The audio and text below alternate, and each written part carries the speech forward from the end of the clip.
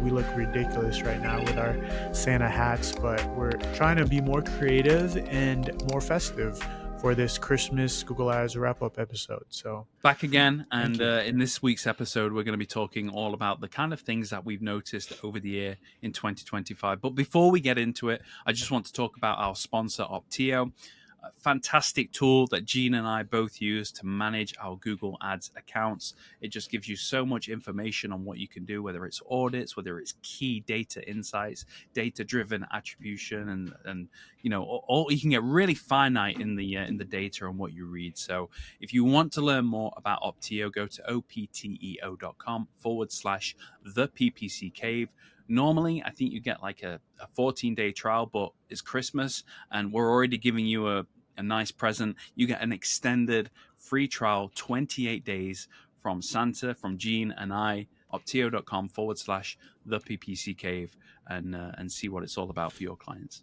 I'll go over these and you can just give me your thoughts, I guess. But AI-powered campaign tools are literally everywhere. If you go through the campaign creation process now, it's almost like you get stopped and policed at every stage when creating a new campaign to say, hey, AI can help you do this. AI can help you do that.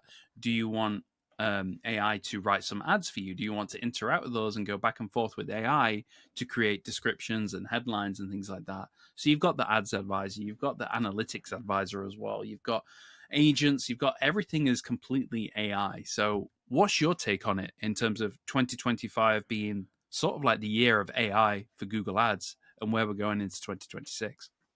For I don't know, my interface, somehow, some way, whenever I'm creating something, I'll just start a little bar would just pop up on the right side, and I'm like, always have to close chat, and I'm like, why does that open? There has to be something like there to just turn that off. But yeah, I mean, AI powered campaign tools is definitely, something that's not going anywhere anytime soon. But in 2025, it's just really grown, and Google has found a way to really integrate that within the actual platform itself.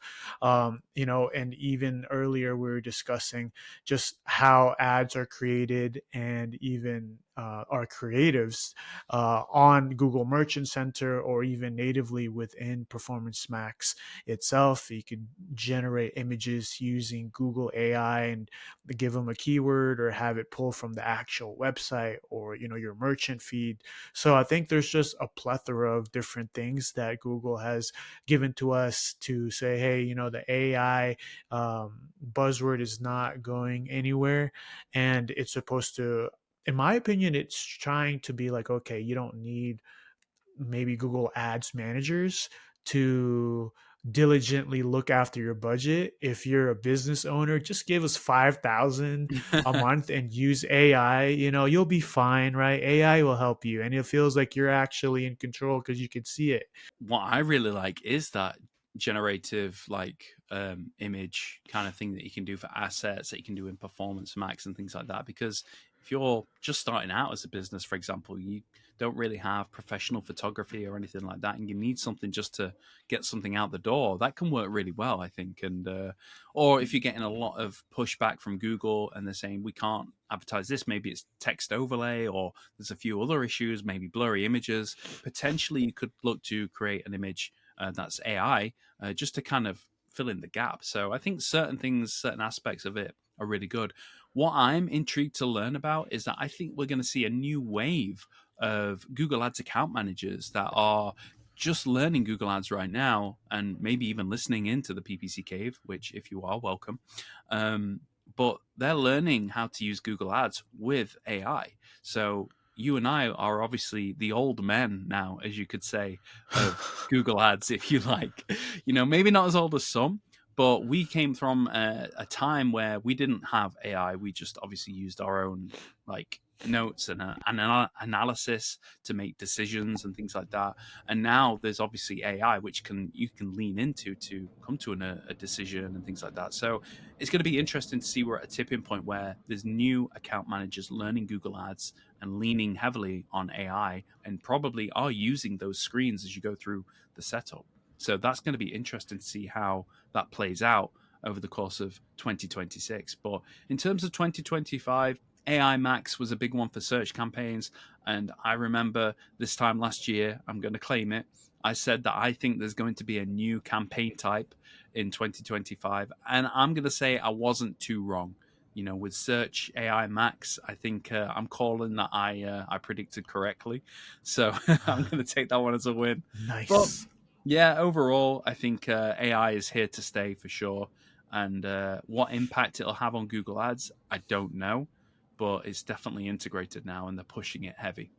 So It's so important for us to create search campaigns that are manual, just because if you're only doing things AI, or you're only doing things automated through a bid strategy, you're leaving a lot of testing on the table. Because if you're letting the machine control your Google Ads account, it's going to resonate with clicks that are maybe just higher CPCs or more popular. But if you can control even on the keyword level through manual CPC, you can evenly rotate those keywords and test more and test ad copy. So even though we are old, I do think, or older, not old, we're older. old, yeah, older. Yeah, we're not old, but I think we do have a leg up when it comes to the testing aspect of bringing high funnel, more broad, not just warm leads in through AI or PMAX. It's important, I think, because then you fully understand the platform and the software and what it can do. And if you see that, okay, this isn't working, I believe that AI at the moment can only take you so far. To a point where if you don't know what to do, then potentially you might be screwed. So if you understand Yeah. the theory of Google Ads, and what makes a good campaign tick and what makes it run, and where you need to save budget and reduce and things like that, then you're ahead. So I think Gene brings up a really strong point there, actually, that having that full knowledge of the platform is key. So yeah, good point. So again, campaign types and cross-channel expansion. I think this is something that the Google Ads community really pushed for years, which was to understand better where clicks were coming from through Performance Max, understand better where conversions were coming from, and where the Performance Max was weighting that budget. Was it more heavily towards, say, display or search or shopping? And understanding that without having to use a script into every account that you go into.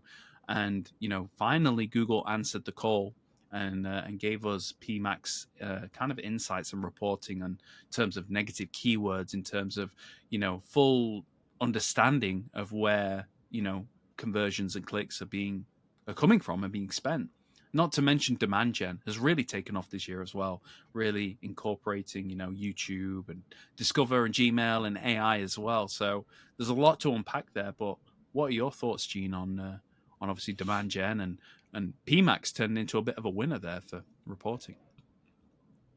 Yeah, I think it just really beefed. I mean, this year just really beefed up Performance Max, and the way that how effective it is in all of my clients' campaigns. Like Performance Max, we all know even last year was everyone was saying, oh, it's primarily remarketing, which that's very true. But now with like what Ryan mentioned with the channel distribution or channel performance, I think it's given a little bit more. I wouldn't say creativity to creating single manual campaigns, but I think it's just providing a lot of transparency also, so that we know where the data is coming from and how to utilize that data. Because most of the time we know where the data is, but what do we do that's actionable with that data? So even for me in practicality is what I usually do with just a regular client is, if I'm looking at the breakdown for Performance Max due to channel performance, and I see one specific channel that's really going crazy, going wild, it's like, as I mentioned, we have the tools to do a manual search campaign. And I've seen a Google search campaign in the last 30, 60, 90 days, channel distribution and channel performance is just overall trumping every other platform or every other channel. Then I'm going to perhaps lower the budget on that specific Performance Max campaign and just go all in on a search campaign, and you could make this super easy just because if say, the majority of the clicks, say you get 1,000 clicks on search and then, 20 or less clicks everywhere else for the other channels, and then you go through the search terms on Performance Max, those are probably search terms from search, so you could almost not copy and paste, but you could have a good baseline of what keywords to target in a specific manual search campaign that you got and derived from just using channel performance on PMax. Where do So you think that leaves standard shopping now? Would you tell people to run a standard shopping campaign in 2026, or are you bullish on PMax? So if you only have a Performance Max campaign, that's a good question. If you only have a Performance Max campaign and you're running it, yeah, you could go in search themes, but search themes is not search keywords. It's essentially going to pull in your brand search term. So in that case, if you want to use just Performance Max as your search brand campaign, yes, but you're not really going to get that high funnel, people that aren't really already know your product or your service, to come in through just one Performance Max campaign and no separate search campaign. So I would still run search alongside Performance Max. Absolutely. Yeah.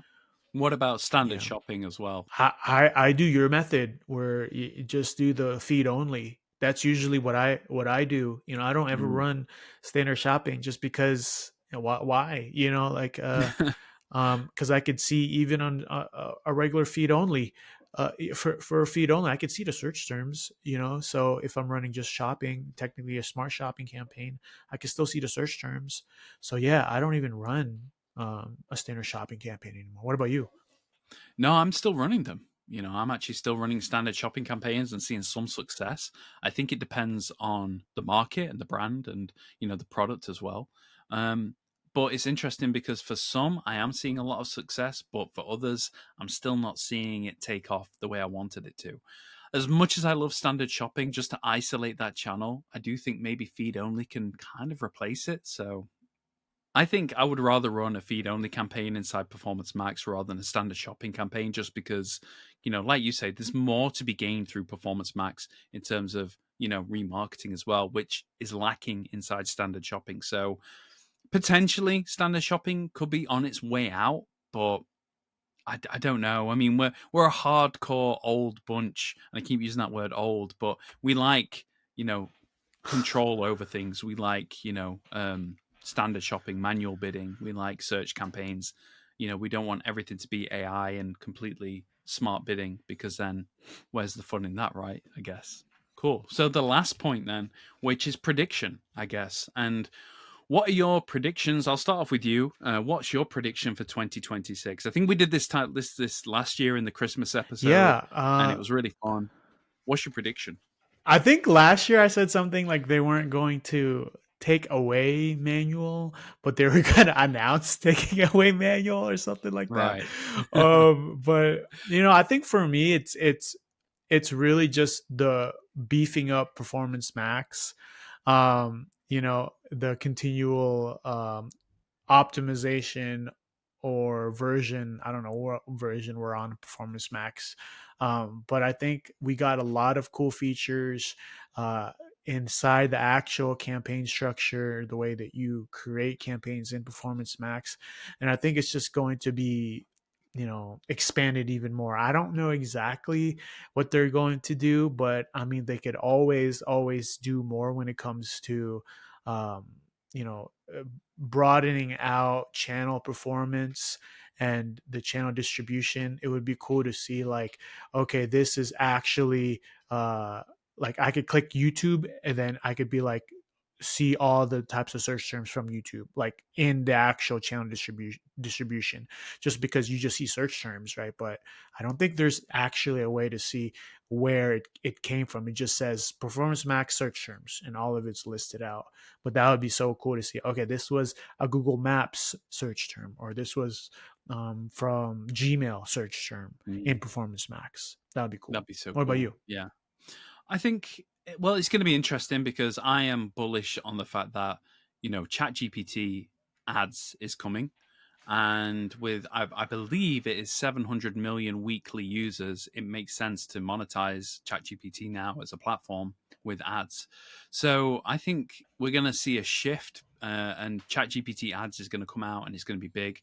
And I think a lot of advertisers are going to have to learn a new back end. Of obviously we've learned Meta, we've learned Google Ads. I think ChatGPT ads is going to be the new platform to learn in 2026. I think it'll be late 2026. I don't think it'll be early or anything like that.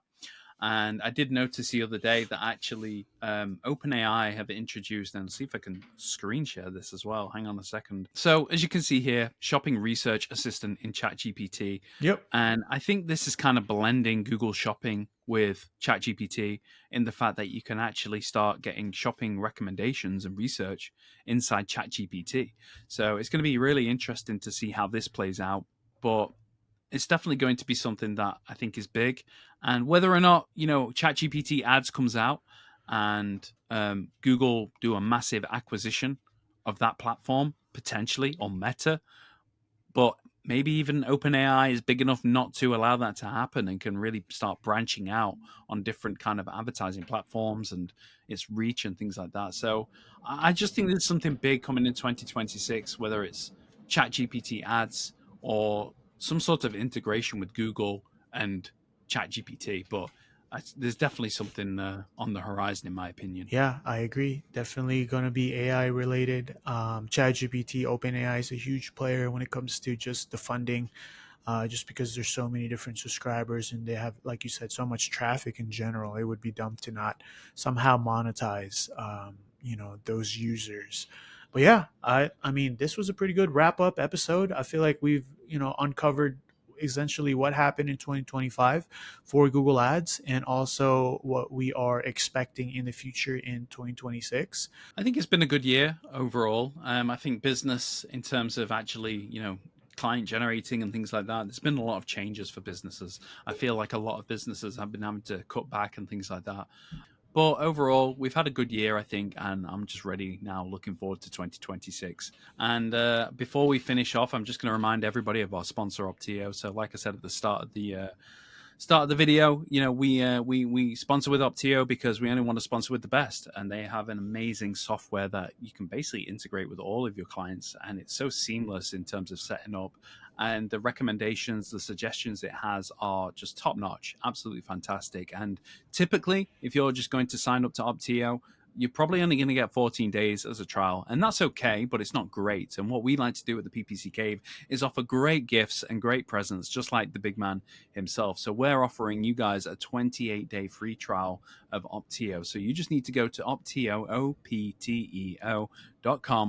opteo.com/the PPC Cave to get a 28-day, a free extended trial, a whole month on Gene and I from the PPC Cave for you. To try Opteo and see the amazing benefits it has. And if you don't know already, a few months ago, Gene and I recorded a amazing in-depth episode with one of the lead people at Opteo. So if you are a little bit unsure about what Opteo is, the benefits of it, and essentially what is Opteo, go back and watch that episode. It's probably one of the best episodes we've ever recorded here at the PPC Cave. And get your free trial today. So opteo.com/the PPC Cave.